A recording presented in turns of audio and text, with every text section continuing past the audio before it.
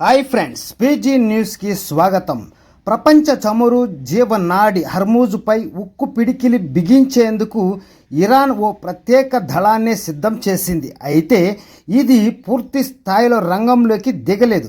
America 3 భారీ యుద్ధ విమాన వాహన నౌకలను గల్ఫ్ ప్రాంతానికి పంపినా అవి హర్మూజ్ వైపు వచ్చేందుకు తటపటాయిస్తూ ఉన్నాయి.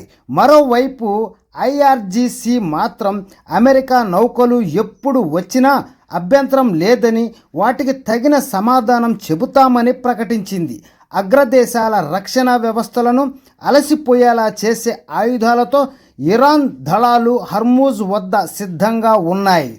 ఇరాన్ చిన్నపాటి ఫాస్ట్ బోట్స్ ఇప్పటి వరకు యుద్ధంలో ఎటువంటి ప్రభావం చూపలేదు.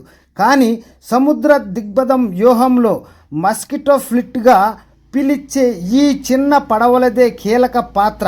దాదాపు 10 టన్నుల బరువుతో ఉండే ఈ రకం ఫాస్ట్ బోట్స్ 1500 వరకు ఇరాన్ ఐఆర్జీసీ నేవీ వద్ద ఉన్నాయి.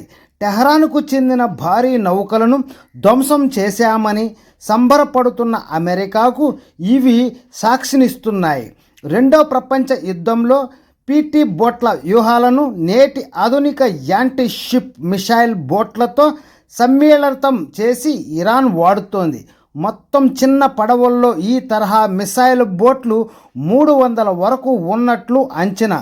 నాసర్ కౌసర్ వంటి short range supersonic guided క్షిపణులను వీటిపై అమర్చి వాడుతున్నారు. వీటితో పాటు తీర ప్రాంతాల నుంచి ప్రయోగించేలా గుదేర్, జాఫర్, అబు మహదీ వంటి క్షిపణులు ఉన్నాయి.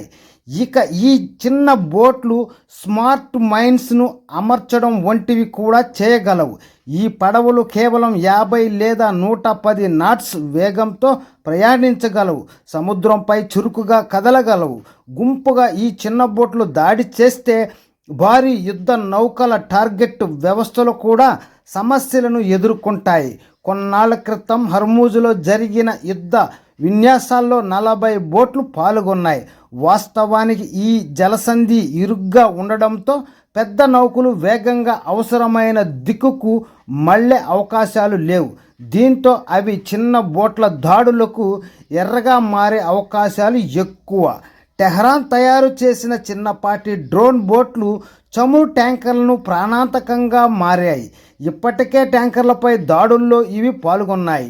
గతంలో ఉక్రెయిన్ కూడా ఇలాంటి బోట్లనే రష్యాపై వాడింది.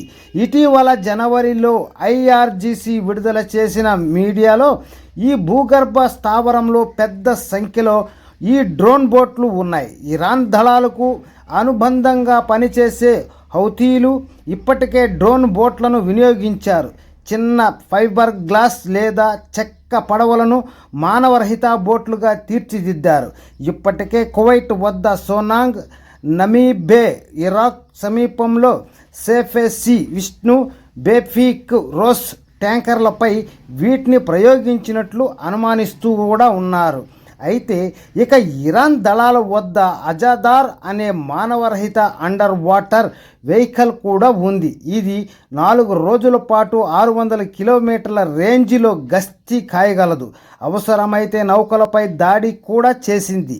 దీనిని సైలెంట్ కిల్లర్గా వ్యవహరిస్తారు. అమెరికా నౌకలే లక్ష్యంగా అభివృద్ధి చేశారు. వీటిని గగనతలం నుంచి గుర్తించి ధ్వంసం చేయడం చాలా కష్టం. ఇరాన్ పన్నుతున్న ఈ వ్యూహాలు అమెరికా, ఇజ్రాయెల్ ఖర్చును గణనీయంగా పెంచుతాయి.